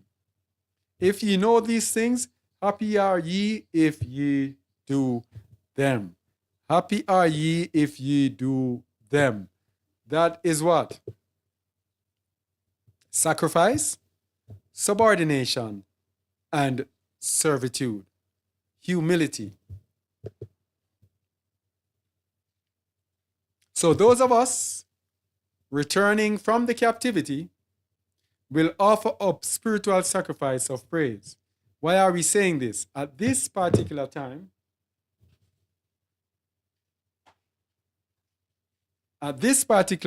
we are the children of the captivity. We are the children who are of the captivity. This that is spoken about in Jeremiah here is referring to us. Jeremiah 33:11. This is when he's telling you that he's going to take away the voice of joy and the voice of gladness. The voice of joy and the voice of gladness, the voice of the bridegroom and the voice of the bride, the voice of them that shall say, Praise Yahuwah Sabaoth, for Yahuwah is good, for his mercy endureth forever. And of them that shall bring the sacrifice of praise into the house of Yahuwah, for I will cause to return the captivity of the land as at the first, saith Yahuwah. We should be offering up the sacrifice of praise unto Yahuwah. So, let's give examples to show that today our sacrifices are not the literal sacrifices of killing of animals, but it is spiritual sacrifices. Yahukanan, the books of Yahukanan, that is in the books of the Nazarene, chapter 2, page 20, verse 35. To show you that these sacrifice of praise, this is no new principle. It's not a New Testament thing where we say, no, we are in the New Testament, so no, we do this. This was from the days of even Yahukanan the Immerser. All right.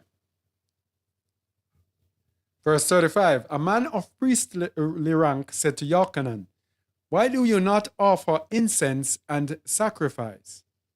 Yochanan answered, such things are not fitting for the Most High Elohim, who is already full with all things and lacks nothing. Therefore, honor him by giving thanks for his benefits. Oh, why are you cutting away? Honor him by giving thanks for his benefits. Where am I? And let your only sacrifice be dedication to his service. Spiritual sacrifices, people. That is why for Passover, we don't have to kill a Passover lamb, or Passover lamb has been already killed for us. And he says once, say neither will he do it often, because then he would have to die over and over. But once he entered in, so our Passover lamb has been killed once, and he told us how to keep the Passover, which is the bread and the wine in remembrance of him. All right? Spiritual sacrifices, more spiritual sacrifices. 1 Peter 2, verse 5. All right, we'll soon be finished. We're touching down. 1 Peter 2, verse 5.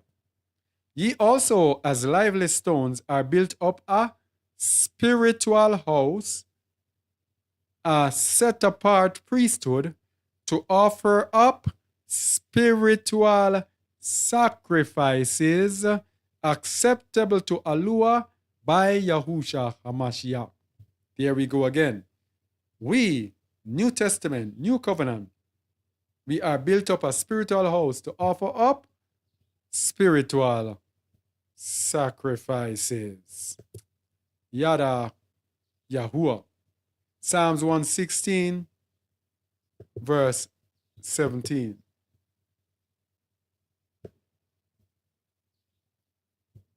Psalms 116, verse 17. I will offer to thee the sacrifice of thanksgiving, and will call upon the name of Yahuwah. I will pay my vows unto Yahuwah now in the presence of all his people. I will offer unto thee the sacrifice of thanksgiving. This is what we are called to do in this time. Hebrews 13, from verses 9 to 17. We are almost done. Hebrews 13.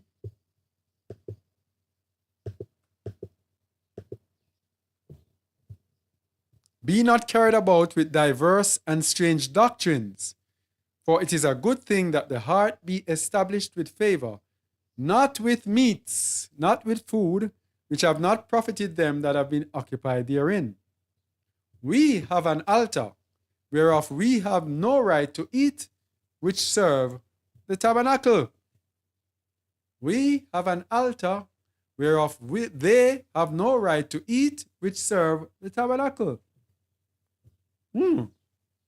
For the bodies of those beasts, whose blood is brought into the sanctuary by the high priest for sin, are burned without the camp, outside the camp. Wherefore Yahusha also, that he might sanctify the people with his own blood, suffered outside the gate, without the gate. Let us go therefore unto him without the camp, bearing his reproach. So we follow his example and go outside the camp. We have no right to eat of the sacrifices. We have no right to eat in the sanctuary. We go outside the camp and we offer up spiritual sacrifices unto the Most High, unto others, unto Yahuwah through others. For here have we no continuing city, but we seek one to come. By him, therefore, through Yahushua Mashiach, let us offer the sacrifice of praise to Yahuwah continually. That is the fruit of our lips, giving thanks to his name. These are spiritual sacrifices that are kadosh and acceptable unto Yahuwah. We don't have to kill any animals. But to do good, here are the sacrifices that the Most High loves. But to do good and to communicate, forget not. To communicate means to distribute, to give. To do good and to give. Do not forget. For with such sacrifices, Allah is well pleased. Obey them that have the rule over you, and submit yourselves. This is another sacrifice. This is another sacrifice that many people cannot make. I have been together with people, and many people cannot,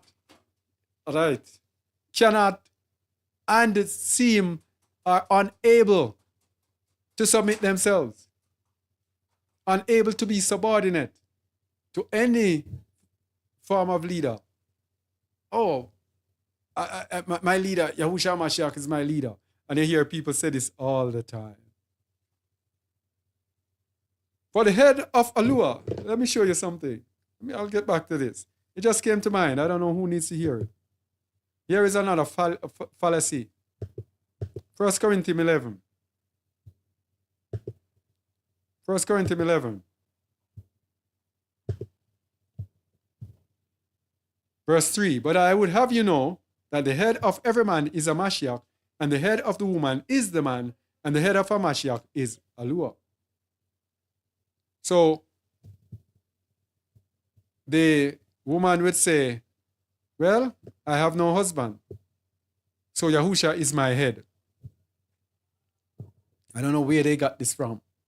If you have no husband, it says the head of the woman is the man. If you're a believer, you must be in an assembly.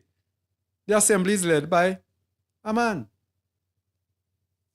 Yeah, Shaul says, I forbid a woman to teach nor to usurp authority over the man.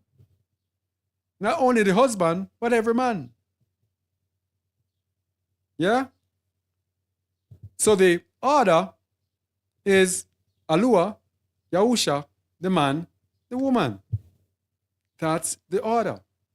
We have to be subject to the order. And when you're in an assembly, you have to be subject to the order of the assembly.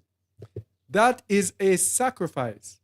That is you, a big woman or a big man, and you might even have a younger man that is leading. The man is younger than you, but you have to know and understand that man is sent by Yahuwah. And if that man is sent by Yahuwah, then what do I need to do? I need to make the sacrifice to be in subjection. Okay?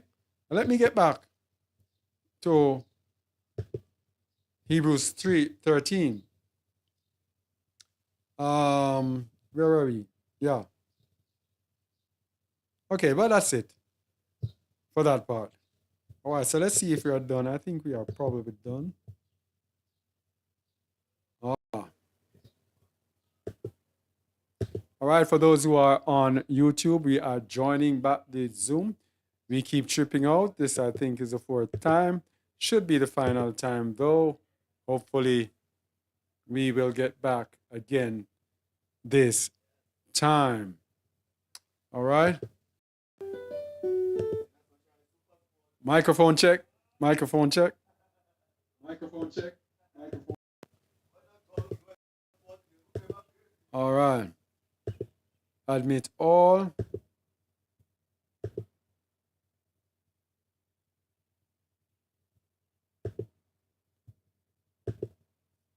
Okay. So I think, let me see if this is it. Yeah, I think this is it. All we are going to do now is we are going to go back to the books of Nazareth and we're going to read over those very important verses. Starting at verse 21, we're going to read all of them so you can now get a good understanding of what it means sacrificing in the New Testament. The books of the Nazarene, chapter 19, verse 21, page 182. After he had taken his place at the table and all were seated, Yahusha said, I have very much wanted to keep this Pesach with you, because it is the last before my ordeal. And I tell you, I will not share another with you until my purpose is fulfilled. Then he took the cup before him and drank, saying, Blood is the life of men, while this is the life of the grape sacrificed for men. So it is a fitting and worthy symbol of he who offers his life for men. I will not taste wine again until the rule of Elohim is established. He then passed the cup to Yochanan, and taking the bread, he gave thanks and broke it, saying, This represents my body, which will be broken as an example to the sons and daughters of men. For all must freely sacrifice for others. As you eat of the bread, which is sacrifice, so shall you eat the bread of eternal life. For without sacrifice, there is no life. Henceforth, call it remembrance bread and remembrance wine. When meeting afterwards, do this and remember me. But remember also the sacrifices which must be made for the cause of Elohim. Yahusha said, The sacrifice is ready. The hand of the betrayer rests upon this table and dips in the bowl. But this is as it should be. Now, this is what we're telling you about the new covenant. We have spoken extensively about this two-part nature of the new covenant. Listen to this that Hamashiach is going to say again. Take the cup and drink again. Let it seal a new covenant signed with the blood of one who is dedicated to the cause of men and their salvation from darkness into life eternal. The new covenant is a two-part thing. He says, drink again. Take the cup and drink again. Let it seal the new covenant. This is what's going to happen to us, people.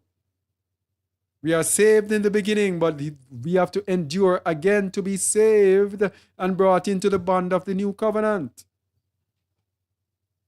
Anyway, it's not a new covenant issue today. So, this is where we are at. And we have finished this. Thank you all for listening and watching. And let me see if there is any. Let me see if there is any. If there are any questions in the chat. I'm gonna go to YouTube. I didn't even have YouTube on. All right, so we're gonna go to YouTube. Resources are so scarce. All right, so we have 41 people watching. That's good, considering that we have not had any teaching in a while. All right. So I just wanna remind you about our other website, or short video website called Just a Word Shorts. Just a Word Shorts. It's doing very well. It has picked up tremendously. And to some people it might sound minuscule, but we now have 88 subscribers. But probably 2 weeks ago, we had maybe about 20 others. So it is picking up quickly. So please subscribe to our channel, Just a Word Shorts. And let me tell you, it's very rewarding, because the Most High gives me some little cues, some little understandings, and as I get the understanding, I throw them into a video. And many people who are watching this are being barak by it. You also can be barak. No, the reason I'm taking so long, low resources, everything is going so slowly. I'm telling you, boy. When the enemy wants to, all right. When the enemy wants to attack, but I'll soon be there. I'm creeping, but I'll soon be there. So anyone in the Zoom, also, if you have questions, you could please send them on as well. Man, this thing is going slow.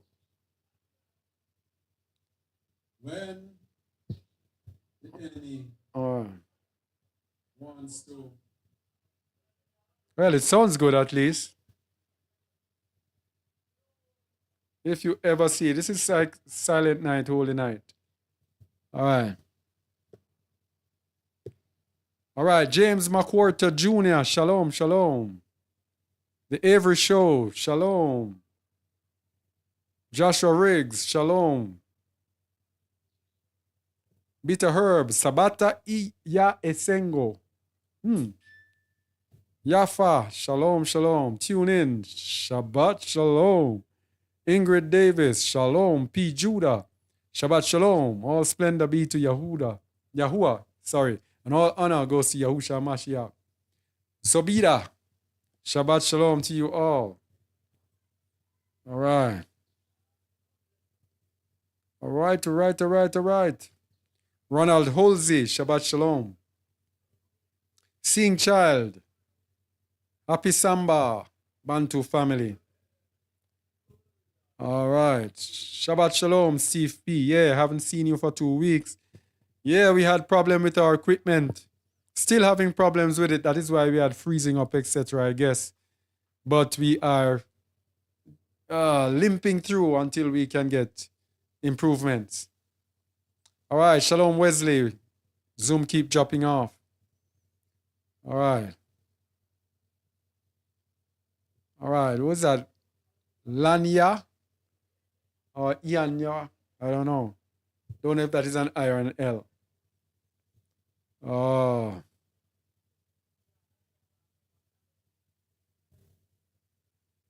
Do we observe the Feast of Unleavened Bread as outlined in Exodus? Yes, the Avery Show asked. Yes, I do believe so. No leaven. Because that is not really a sacrifice. And of course, it is double. What is this thing going? It is a double pronged thing. So we must have no leaven in our houses physically, but no leaven in our lives. We have to examine ourselves. It's a time of examination. Examine ourselves that we take out everything that is causing us or to have the propensity to sin. Not even to sin, but even to have the propensity to sin. Yes. Yeah, so no normal bread, unleavened bread, matzah, yeah. I want to know where can I buy a book of Natsarim. Well, you can, where else can I send you but at those people place? Amazon. You can try Amazon. Yeah, the Avery Show said they have a question. What is the question? Do we observe the Feast of Unleavened Bread as outlined in Exodus? I guess I answered that already. Yes. Let's go Exodus 12 to see how it is outlined.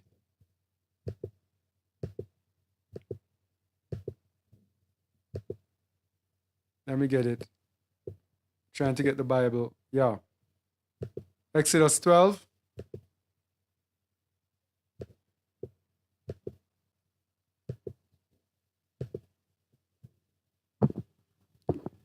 Um,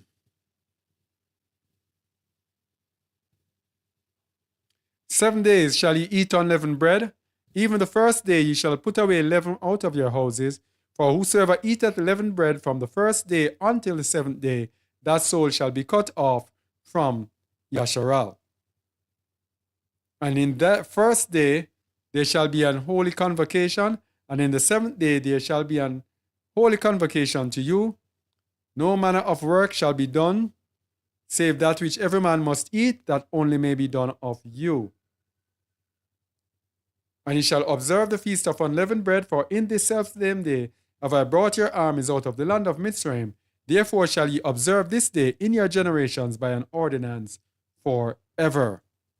In the first month, on the 14th day of the month at even, ye shall eat unleavened bread until the 21st day of the month at even. 7 days shall there be no leaven found in your houses, for whosoever eateth that which is leavened, even that soul shall be cut off from the congregation of Yasharal, whether it be a stranger or born in the land. Ye shall eat nothing leavened. In all your habitations shall you eat unleavened bread. Yes? So, what is the leaven for us? Even spiritually. We said the bread is the sacrifice, and the bread is the lamb. So, during unleavened bread, you focus on everything to do with righteousness on the way of Yahusha. Have our eyes fixed on Yahusha, not eating of any other bread. Focusing on Yahusha HaMashiach. So yes, we do observe it just as in Exodus, because there is no sacrifice, no animal sacrifice involved. Nothing there that requires a temple and a priest in the temple. This is simply us following the instructions of the Most High.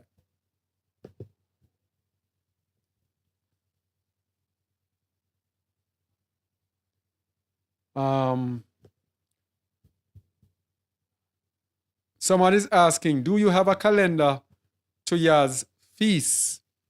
We do not have a calendar because now we are learning, putting the calendar together. Even today, we thought tomorrow was the feast of first fruits. We are now getting another insight as to when is first fruits. So what we did on our website, we just put together the first few days, first few feasts. So even the one with first fruits, that also has to be amended because we're now getting insight. Right now, the Most High has us in college, in university. That is where I am right now, teaching me a lot of the loose ends that were missing, a lot of the little things I did not understand or whatever. The Most High is showing me. And let me tell you, a lot of it is different from what other people have been saying. Okay? But he gives me so much proof that I can give people so much proof that they can search it out for themselves. So it's not what I am saying, it's a proof that the Most High has given. So we don't have a calendar, and everybody wants a calendar. What's up? Let me tell you something about this calendar thing. Let me get my ugly face on this thing here now. Yeah, Miss Johnson, first boy. Everybody wants a calendar because calendar has to do with planning. So we want to plan long in advance. So the Most High's way is a way. He's leading us on a journey. Now, if I am going to give you a calendar, the Most High leads us on a journey and he shows me that, hey, that is not what they told you, what this is that is not that. What am I going to do? I have to keep coming and changing all the time. So I wait on the Most High, and as he gives me the understanding, I put it out. Because when he gives me the understanding, I have to sit and say, when he gives me the correction, rather, I stand corrected. Remember, we told you that we are followers of the way.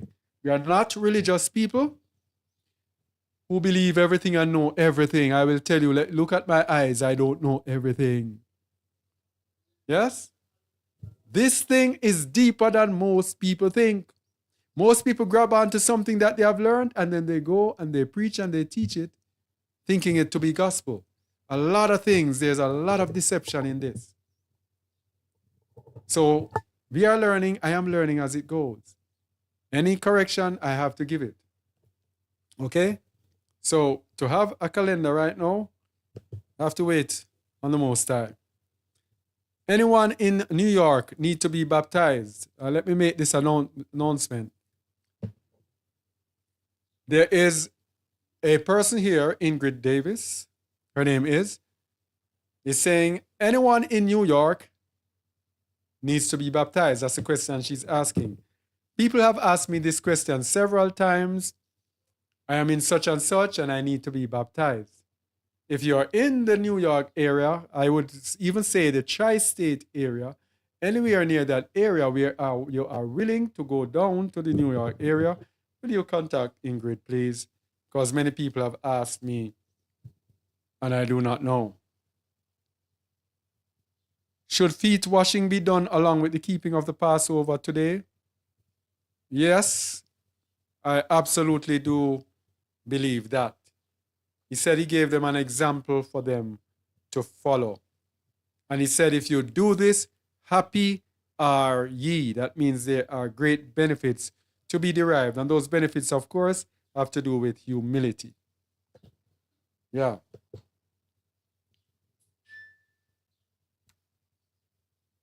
Oh, so Ingrid wants to be baptized. Okay. Or I can travel to South Africa. Need to know more of location in Africa. I don't give my location. If anyone wants to come here, then when they are ready, flights booked, that's when we give the information. But we don't give our information like that for people, to just everybody just know where we are. No. Okay?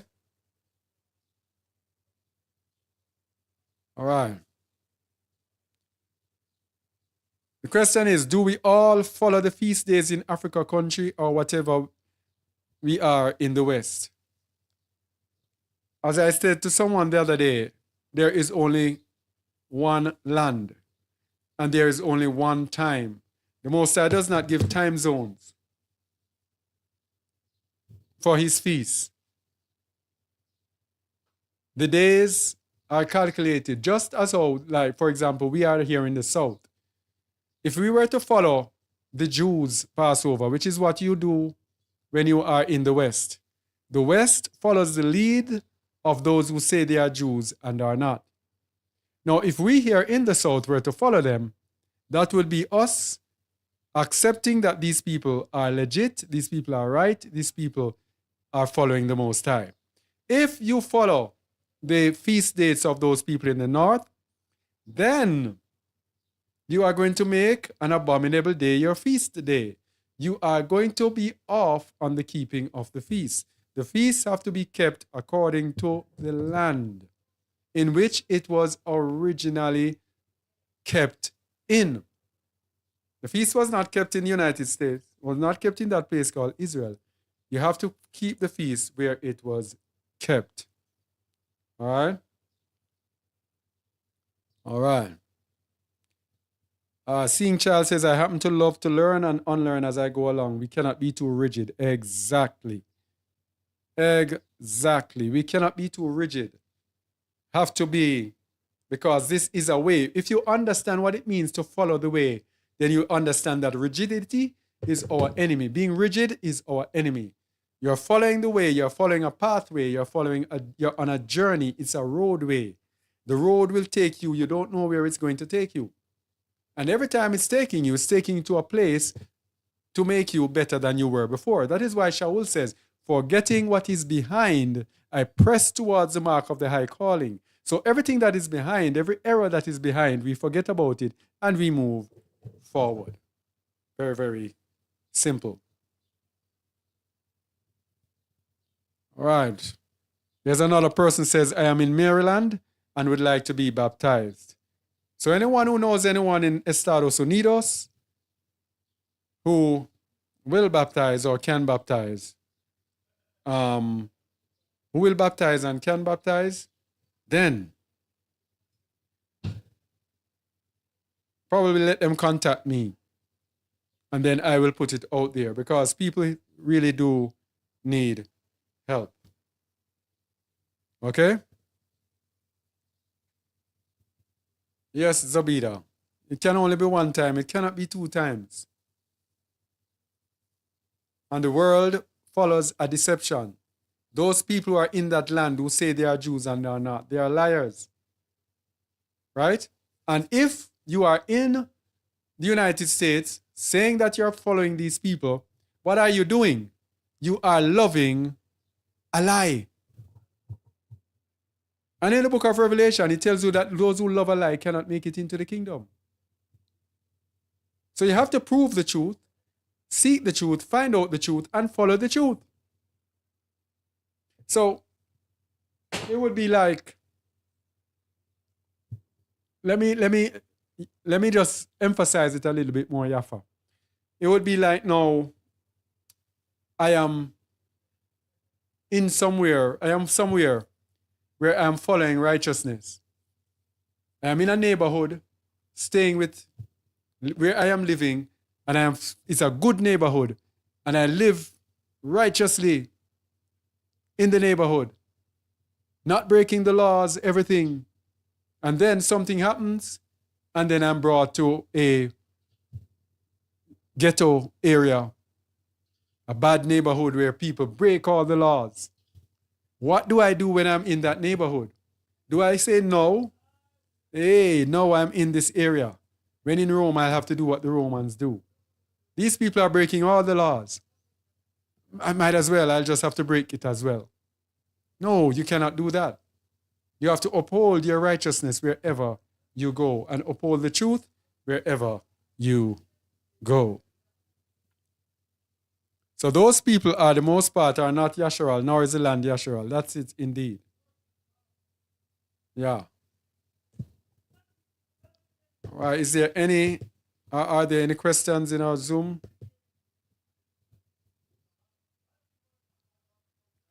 So someone is asking about the sacrifice for first fruits. All right. The first fruits, I don't want to speak too early, but those persons in the Zoom, when I get off YouTube, I'll speak to those in the Zoom, those persons in the Zoom, to see how we can move forward from here in terms of communication, etc. All right. All right, so that was it on YouTube. All right, someone is saying sister in Maryland. Well, I have to leave it open for that. Sister in Maryland, can we get together to travel to South Africa? Let me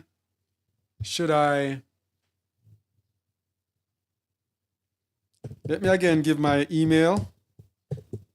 That if you don't contact each other, you can contact my email. And then probably I can facilitate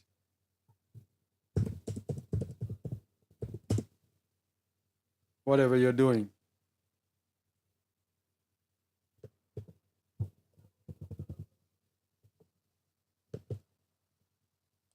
All right, so there is my contact email. I left it in the chat, so you will see it.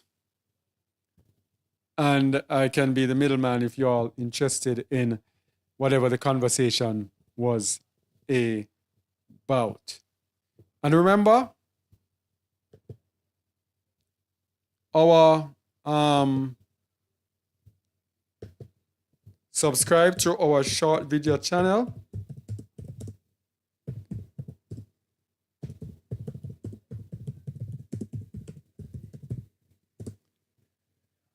Let me get the, oh boy, it'll take me.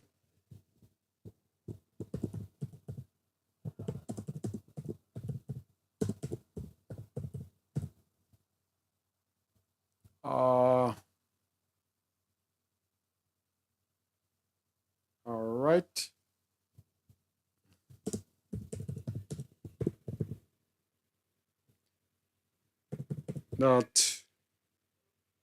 youtube.com/at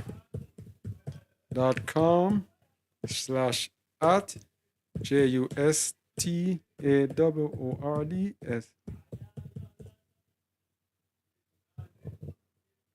Just the word shorts.